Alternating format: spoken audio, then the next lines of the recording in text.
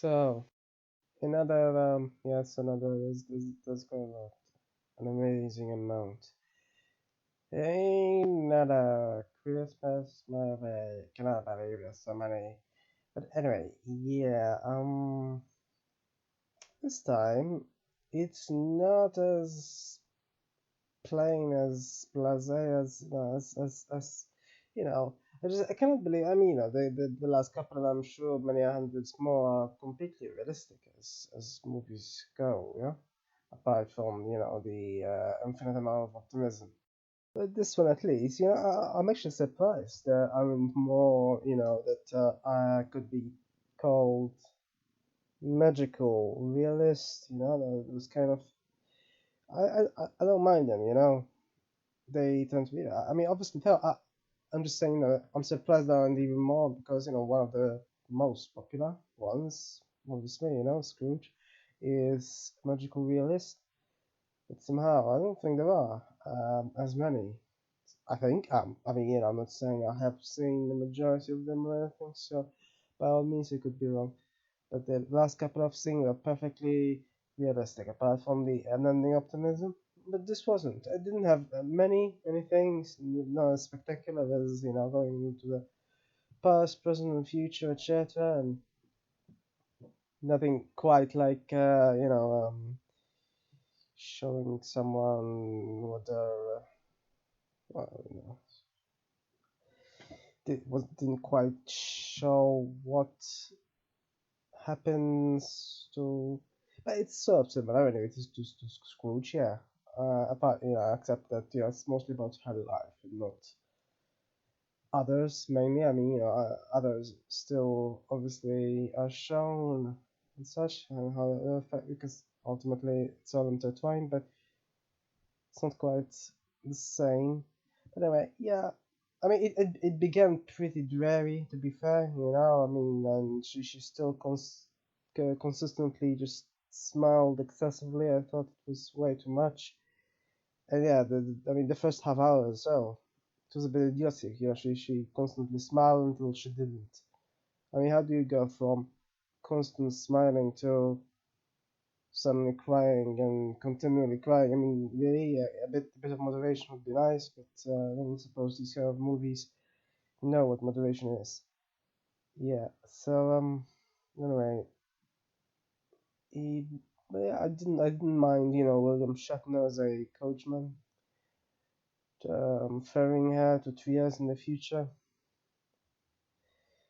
Except if they really thought this was a comedy, just didn't have much of that. So it's a problem. And it's a problem with most rom-coms, to be honest. Um, I still think it had more comedy than Silver Lining Playbook.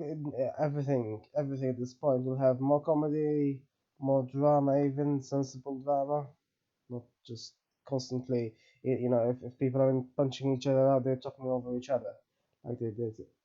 But oh yeah, they talked over each other maybe once or such. But anyway, for a so-called Hallmark movie, it's likely. I mean, it's likely. I haven't exactly seen many. I've only seen like a couple of rom-coms by them, I think, and there were others that have passed me by as to who made them. But in the context of what this is, well, at least they try a bit of magical realism thing. I almost couldn't tell that it was by them. The logo only appeared at the end. So yeah, I'm just saying, magical realism is always welcome. Sort of, obviously the fact that she's a psychology professor doesn't really. I mean, she was more of a self-help sort of person rather than a real professor of any sort. The fact that she got 10 is a bit strange. I mean, she's more of a bookseller than a professor, really. But so I'm just saying it's a shallow movie, right? Obviously, I'm not saying it's amazing or anything. Still better though than Silver Lining Playbook.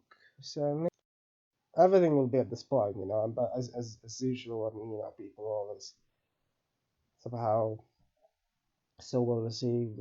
I'm not saying there should be much. I mean, this its average rating is perfectly fine. I personally actually rated it even less, but the fact that Silver Lining Playbook was rated so high is absurd. But whatever. I guess people see different things.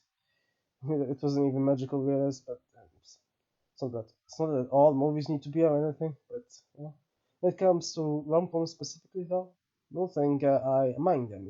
Because it always seems to add some sort of spice to it. Kind of like that one movie called Just My Luck. Yeah, it was also magical realist sort of thing.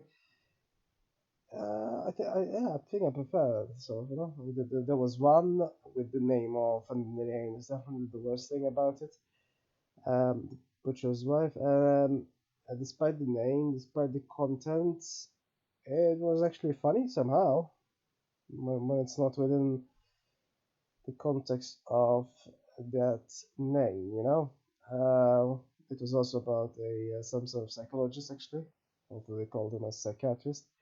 But I like the fact that the psychologist in that, well, not totally similar, I guess it is, but even more so. Yeah, the psychologist there really was himself mentally broken.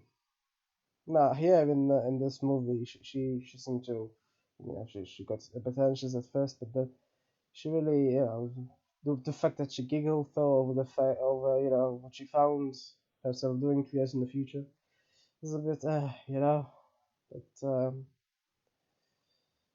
but that's okay, I suppose.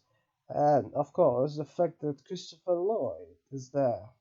He certainly has a way better part than he ever had in. I cannot believe such movies exist, honestly. What was it called? Millions of Ways to Die in the West or something. That guy Seth was called Seth. I forgot. I cannot believe anyone even thinks he's funny at all. Um, and yeah, I cannot believe Christopher Lloyd was in it for 20 seconds or so great. He is in this one though much longer. No, honestly, I haven't seen him. I think in any other movie except, of course, Back to the Future, obviously, and of course, most people can appreciate the fact that he mentions time travel in this one. But it doesn't quite have as much time travel, obviously, as Back to the Future had. Yeah, but otherwise, yeah, he is interesting.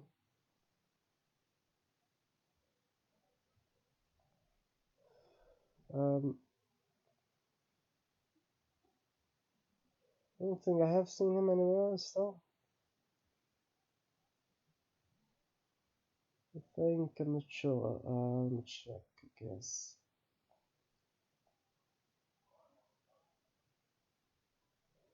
Yeah, no. He isn't Kingdom Hearts. I have no idea. Hmm. So yeah, no, he's actually in Big Bang Theory as well. Of course he is. So I've actually seen him there, although it's only in a single episode or out of the, I don't know, does it have hundreds? Just a single episode in 2016.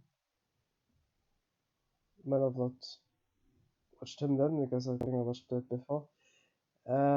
Wow, 280 episodes. Yeah, I don't think I've watched them all. Hmm. These days I just wait until series finish really, so I don't get into this sort of thing. Well, I don't even know. Yeah, if I ever continue watching it or just be from the beginning. But it's annoying, just having to stop randomly and such. So yeah, I don't think I have seen him. Oh no, I have. What am I saying? Apparently plays a character in The Simpsons as well. Um, uh, hmm. And Wait, what? He is actually in another Christmas movie here. I think I've seen. Wait. No, I've seen this. Yeah, I have no idea. I don't think I've seen it recently at all. Nope, don't remember it at all. Which is great, I guess. Honestly, these movies are so forgettable. And Christopher Lloyd seems to like Christmas movies, so clearly. There's even an elf in this other movie. I mean, I don't know, that's Back to the Future. Anything Christmas? I don't think it does, is it? But, hmm.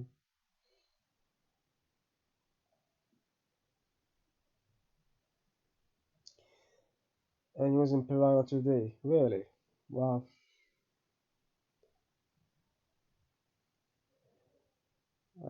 Some people clearly pass by you without even noticing somehow. I mean, I don't think I've seen this. Yeah, I couldn't have seen Piranha 3D before.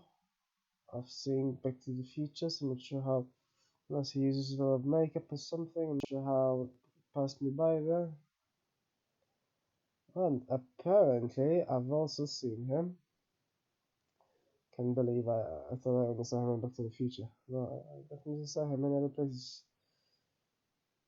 Apparently, I've seen him in a movie totally different from all others, yeah? Things to do and Denver when you're dead. What a weird title to be in. Maybe he just wanted to be in it because this is Christopher Walken. Maybe he thought, yeah, let's get the Christophers all in a row. He has high billing, so I don't know, probably had the major role. I don't quite remember it. Must have seen it many years ago. I've definitely seen him in many other places, yeah, apart from the obvious trilogy. And his first credits was in One Floor Over the Cuckoo's Nest, apparently. That Simon I didn't recognize him, must have been really younger there.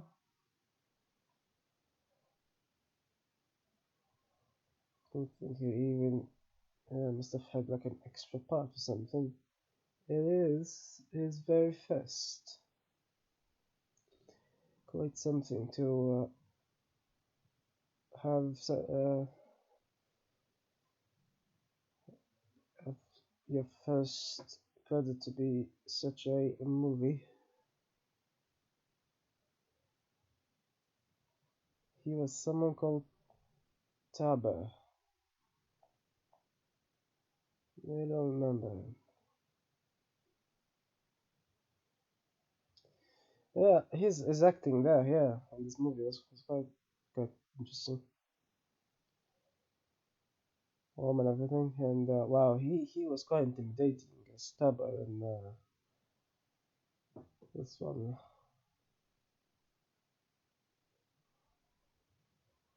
Sure enough, he was younger, not so much young, just younger.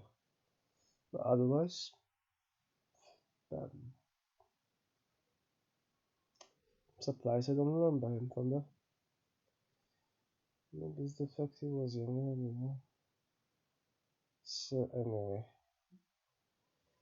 either way, it's whatever. It's mediocre really, but magical realism is always welcome, you know.